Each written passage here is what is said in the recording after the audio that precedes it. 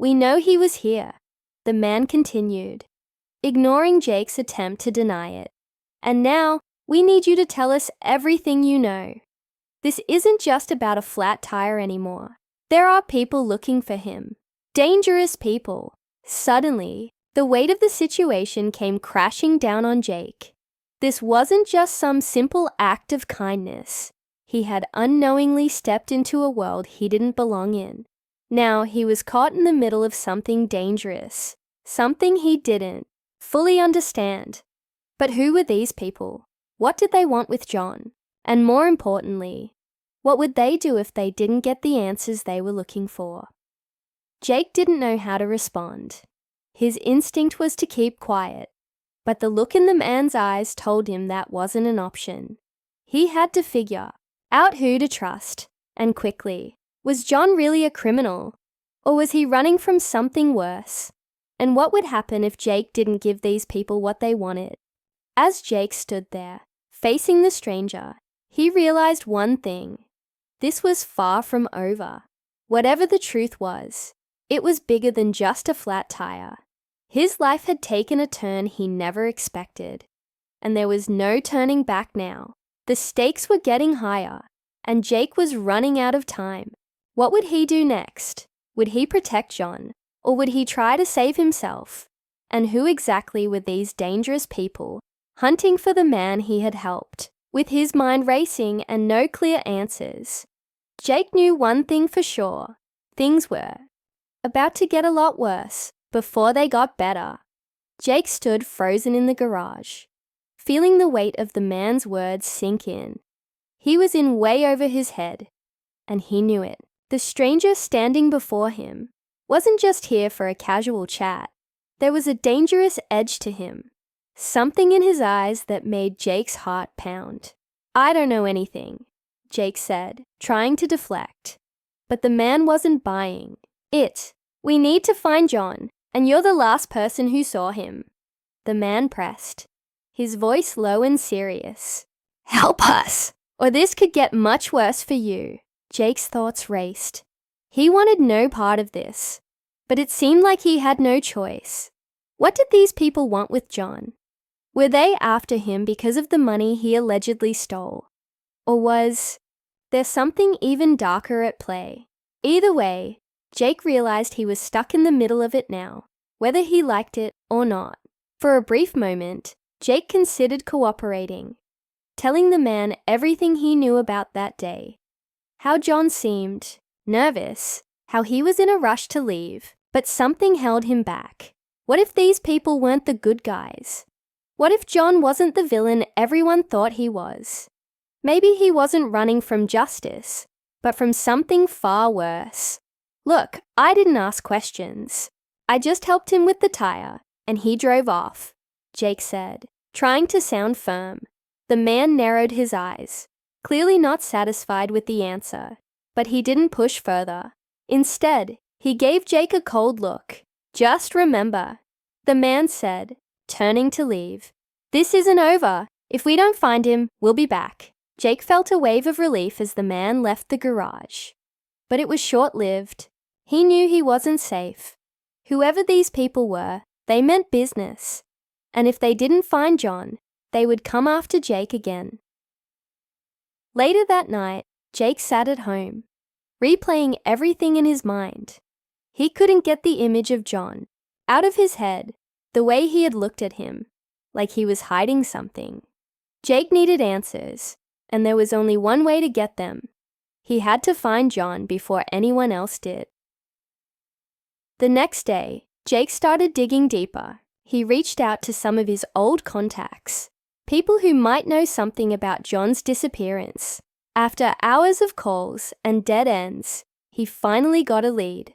John had been seen in a nearby town, lying low in a small motel. It wasn't much, but it was enough to give Jake hope. Determined to get to the bottom of this, Jake drove out to the motel. His heart pounded as he pulled into the lot. What would he say to John? Would he even be willing to talk? Jake knocked on the door. To the room he was told John was staying in. For a few seconds, nothing happened. Then, the door creaked open, and there stood John. looking just as tired and worn as he had the day of the flat tire. John's eyes widened when he saw Jake, but before he could say anything, Jake spoke up. "We need to talk," he said, stepping inside. John sat down, rubbing his temples. He looked exhausted, like he had been running for a long time. Jake didn't waste any time. "I helped you that day because I thought you were just a guy with car trouble," Jake said. "But now I know you're in serious trouble. People are looking for you. Dangerous people." John sighed deeply, nodding. "I didn't want to drag you into this," he said, his voice heavy with regret. "But you're right, I'm running. But it's not what you think." It was a hot afternoon, the kind of day where the sun feels relentless and the pavement radiates heat. In a small, quiet town, a local mechanic named Jake was finishing up his shift at the garage.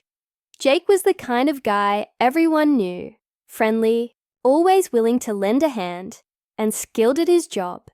He had spent years working on cars, trucks, and just about anything with an engine. Today, like any other day, he was covered in grease and dirt, ready to call it quits.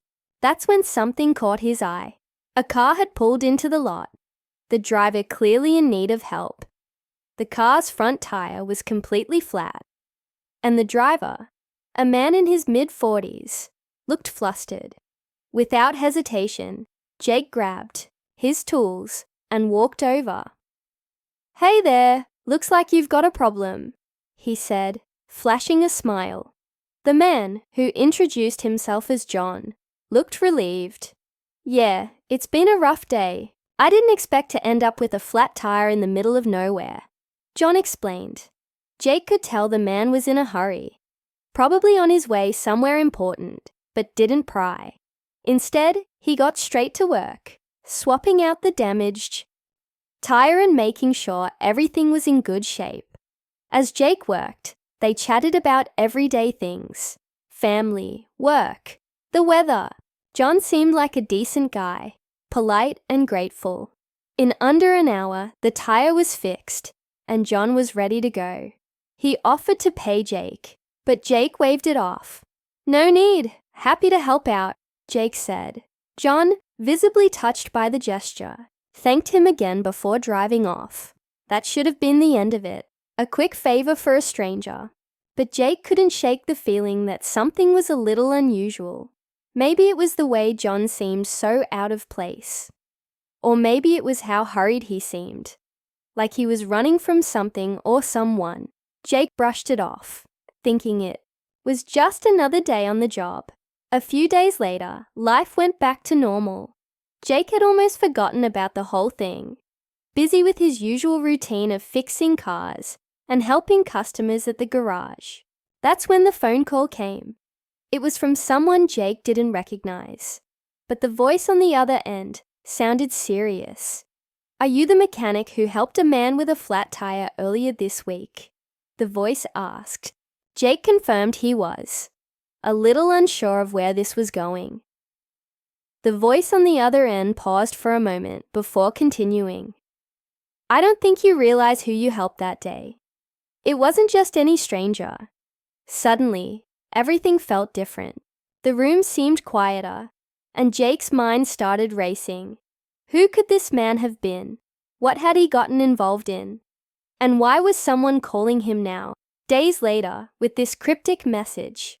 Jake had no idea what was coming next, but he could feel it. His life was about to change in ways he never could have imagined. And that's where our story truly begins. Jake hung up the phone, his mind spinning. Who was this man? Why was he important? He couldn't shake the strange feeling that he had stumbled into something much bigger than he realized. That call kept replaying in his head, and soon enough, curiosity got the better of him. Later that day, he tried looking up any news stories, anything unusual that might give him a clue about what was going on. He wasn't sure what he was even looking for, but something told him this wasn't just about a flat tire. As he scrolled through the local news sites, something caught his attention. A headline read, "Businessman involved in major scandal disappears without a trace." Jake's heart skipped a beat. Could this be the guy he helped? The article detailed how a high-profile businessman named Jonathan Reeves had vanished just a few days ago. He was under investigation for financial crimes, accused of embezzling millions from his company. There were rumors swirling about where he could be. Some said he was on the run, while others speculated he was lying low, avoiding the authorities.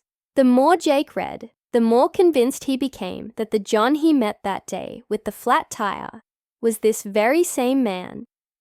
Jake sat back, in his chair, stunned. Could it really be true? The man seemed so ordinary, so polite. He hadn't mentioned anything about being in trouble, and there was nothing about him that screamed, "wanted man." But now that Jake thought about it, John did seem a little nervous that day. Maybe it wasn't just the flat tire. Maybe he was running from something much bigger. For the next few days, Jake couldn't stop thinking about it. He started noticing things that didn't add up. Small, subtle details that felt off. When he fixed the tire, John had been so insistent on leaving quickly, barely sticking around long enough to chat. And there was that look in his eyes, like he was constantly looking over his shoulder. Jake tried to push these thoughts aside, but they kept nagging at him. As the days passed, the tension grew. Jake wasn't sure what to do with this information. Should he call the police, tell someone,